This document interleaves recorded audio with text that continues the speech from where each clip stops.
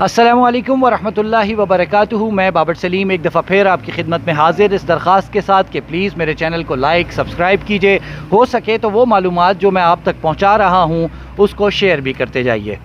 بہت اہم اور سنسنی خیز انکشافات سامنے آ رہے ہیں اس تحقیقات کے دوران جو دعا زہرا کی کراچی سے مبینہ اغوا کے حوالے سے کی جا رہی ہیں۔ بعض ایسے حقائق ہیں جو منظر عام پر اب تک آئے ہی نہیں ہیں۔ میری آپ سے درخواست ہے کہ اس ویڈیو کو پلیز آخر تک دیکھیے گا تاکہ آپ کو سمجھ میں آ سکے کہ ہو کیا رہا ہے۔ میں آج ایک ایسی اطلاع، ایک ایسی تصویر تحقیقات کی بنیاد پر آپ تک پہنچانے جا رہا ہوں کہ اگر اس پر صحیح طور سے کام کر لے قانون نافذ کرنے والا کوئی بھی ادارہ تو یقینی طور پر دعا زہرا کے کیس کے حوالے سے کئی رازوں سے پردہ اٹھے گا۔ لیکن پہلے آج عدالتوں میں کیا ہوا اس پر بات کر لیتے ہیں۔ آج جوڈیشل مجسٹریٹ ایسٹ کی عدالت میں دعا زہرا کی جو کڈنیپنگ کی FIR ہے اس حوالے سے آج اس کی سماعت ہوئی۔ یہ تھانہ الفلاح میں مقدمہ درج تھا جو کہ 16 اپریل کو ہوا۔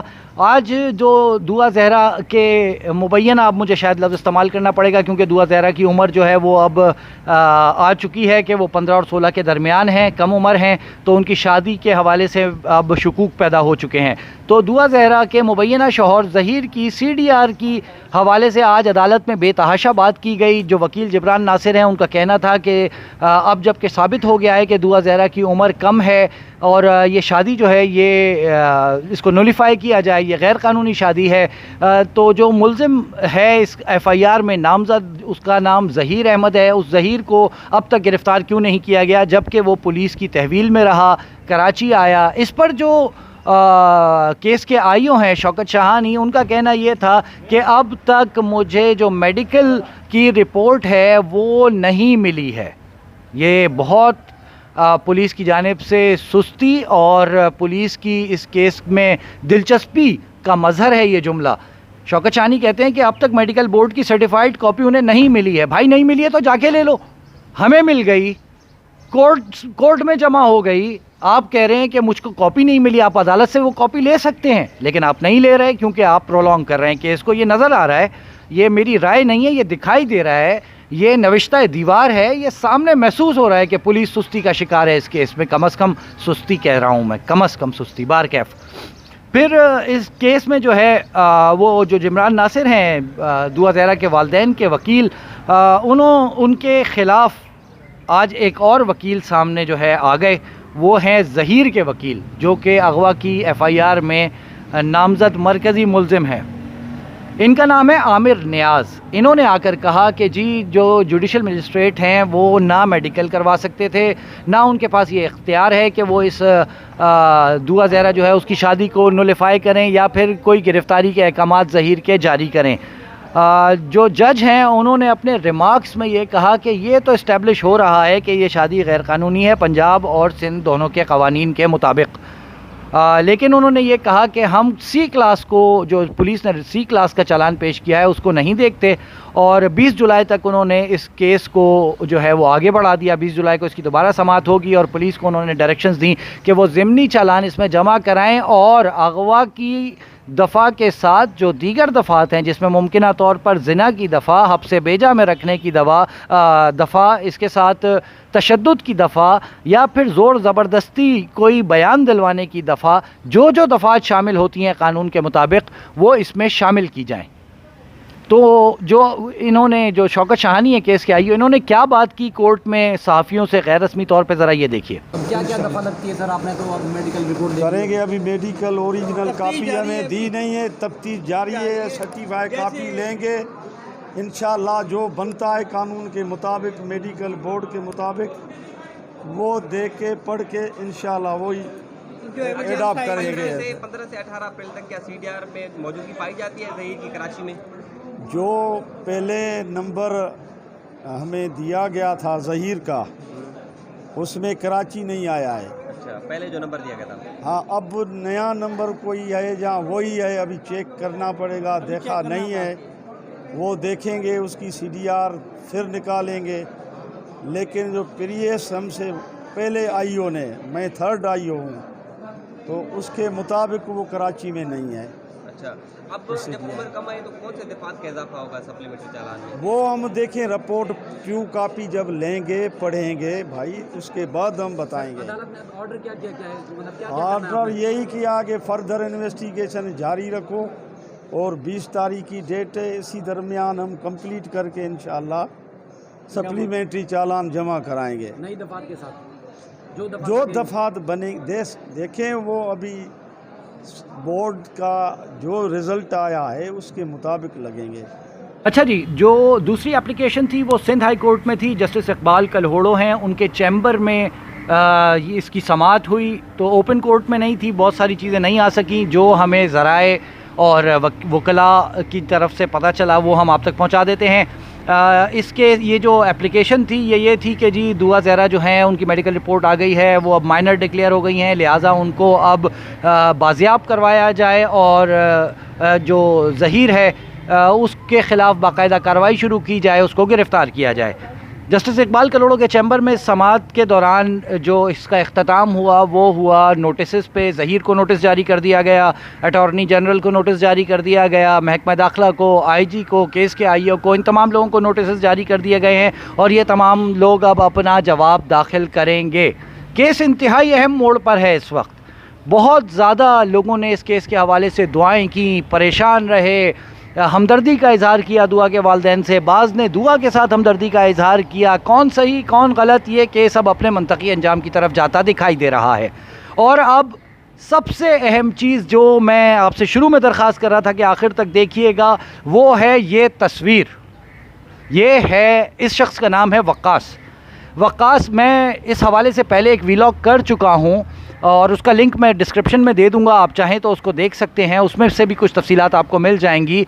आज सारा दिन अदालत में ये बहस होती रही कि दुआ जब अगवा हुई और ये केस जो है ये रिपोर्ट हुआ 16 अप्रैल को, तो दुआ ये जो ज़हीर हैं ये उस वक्त कहाँ थे।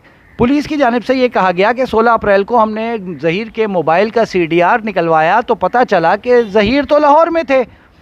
अच्छा, इसके बाद कहा गया IO की जानिब से कि भाई हम अब दूसरा नंबर लेंगे, अब दूसरे नंबर की CDR निकलवाएंगे। तो भाई पहले निकलवा लेते यार, एक ही दफ़ा में काम पूरा करो, क्यों सुस्ती कर रहे हो, क्यों जानबूझ के केस को लटका रहे हो। एक तरफ मंतकी अंजाम तक पहुँचे ये केस। बहरहाल मेरे ज़राए और मेरी तहकीकात इससे भी अक्सर मुख्तलिफ हैं। ये जो आपने तस्वीर देखी है ये वक्कास हैं, ये ज़हीर के सौतेले रिश्तेदार हैं और ये कराची में रहते हैं। और कहीं तहकीकात के दौरान इनसे किसी ने ये पूछा कि भाई ज़हीर जो है उससे मुलाकात हुई, तो इन्होंने बड़ी हैरान कुन कहानी सुनाई उनको। वो कहानी मैं आपको सुना देता हूँ। ज़हीर जो है वो 10-15 साल का कोई गालबन ये अरसा बनता है जो इनसे इनका राब्ता नहीं था। ये अचानक राब्ता करते हैं और इनके घर आ जाते हैं। ये इनके सौतेले रिश्तेदार हैं, ये मैं दोबारा बता रहा हूँ आपको। इसका मतलब है ज़हीर के वालिद ने 2 शादियाँ की थी। तो वो यहाँ आते हैं, इनको फ़ोन करते हैं, इनके घर आते हैं, वक्कास के घर आते हैं। वक्कास ने जो है वो बताया मेरे ज़राए को कि भाई ये ज़हीर के साथ ज़हीर की वालदा भी गालिबन मौजूद थी और एक और आदमी था जिसको वो नहीं जानते। वो गालिबन किराए की गाड़ी लेकर आए थे या फिर वो टैक्सी ड्राइवर था। वो कौन शख्स था वो नहीं जानते, अलबत्ता वो शख्स इनकी फ़ैमिली का नहीं था। ये बात यकीन से वक्कास ने जो है मेरे ज़राए को बताई है। ये आके ज़हीर, इसकी वालदा वक्कास को कहते हैं कि हम कराची घूमने आए हैं, बहुत अरसे बाद आए थे, तो आपसे भी मुलाकात का सोचा। रात को इनके घर पे रुके और सुबह अर्ली आवर्स में ये उठ कर चले गए, ये कहकर कि हम समंदर देखने आए थे, हमने समंदर देख लिया। मेरे ज़राए ये कहते हैं कि ये उन्हीं दिनों की तारीख़ें हैं जिन दिनों में दुआ जो है वो यहाँ से मुमकिन तौर पर उनको यहाँ से ले जाया गया। इसका मतलब ये है कि अगर ये तमाम इत्तलात दुरुस्त हैं तो फिर इसका मतलब ये है कि दुआ ख़ुद नहीं गई, ज़हीर लेने आया था। ज़हीर के साथ उसकी फ़ैमिली के लोग भी शामिल थे, जो बाकायदा प्लान किया गया था कि यहाँ से ले। और ये समझ में भी आती है बात इस वजह से कि एक छोटी बच्ची जिसकी उम्र 15-16 के दरमियान, वो बग़ैर पैसों के एक टैक्सी ड्राइवर से कहती है मुझे लाहौर छोड़ दो। मैं अपनी उम्र के इस हिस्से में, जबकि मैं 40 को छू रहा हूँ, मैं जाके टैक्सी ड्राइवर से कहूँ कि भाई मुझे लाहौर ले चल, मेरे पास पैसे नहीं है। कौन सा टैक्सी ड्राइवर है जो बग़ैर पैसों के एक सूबे से दूसरे सूबे तक किसी को छोड़ने जाएगा बग़ैर पैसों के? یہ ایک سوچنے والا سوال ہے. آپ سب لوگ بھی ٹریولنگ یقیناً سب لوگ کرتے ہیں, سب جانتے ہیں یہ کیسے ممکن ہے کہ کوئی ٹیکسی ڈرائیور بغیر پیسوں کے کسی کو ایک صوبے سے دوسرے صوبے تک لے جائے. خیر آگے بڑھتے ہیں. تو ظہیر صبح صبح اپنی والدہ کے ساتھ جو ہے ان کے گھر سے واپس چلا گیا. اس شخص کو اپروچ کیا ایک ادارے نے اور اس سے تحقیقات کی. اس نے یہ پوری کہانی سنائی جو میرے ذرائع نے مجھے سنائی, میں نے آپ کو سنائی, اور اس کہانی میں اس نے یہ کہا کہ میرے علم میں نہیں ہے, نہ اس وقت تھا کہ ظہیر کا کراچی میں کسی لڑکی کے ساتھ کوئی انڈرسٹینڈنگ ہے, یا وہ کسی کو لینے آیا ہے, یا وہ کسی کے گھر جائے گا, یا وہ اس کا کوئی اور پلان ہے. اس حوالے سے میں بالکل بے خبر تھا. ہمارے رشتہ دار تھے, ہم نے اجازت دی, وہ گھر میں رات کو رکے اور صبح چلے گئے.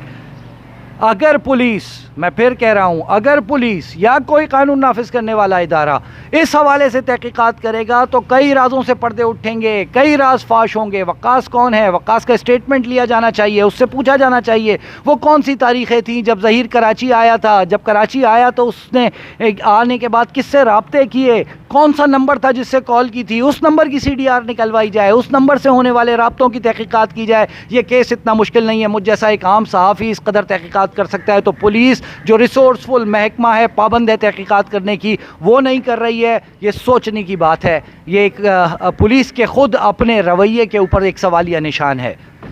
وقاص کون ہے, اس کی تحقیقات ہونی چاہیے. یہ میں برملا کہہ رہا ہوں. وقاص کا نمبر اگر پولیس کو درکار ہے, یا کسی قانون نافذ کرنے والے ادارے کو درکار ہے, دعا کے والدین کو درکار ہے, جبران ناصر کو درکار ہے, میں اپنے آپ کو پیش کرتا ہوں. میں وہ نمبر ان کے حوالے کر دوں گا. اسکرین پہ میں وہ نمبر باوجود نہیں دے رہا.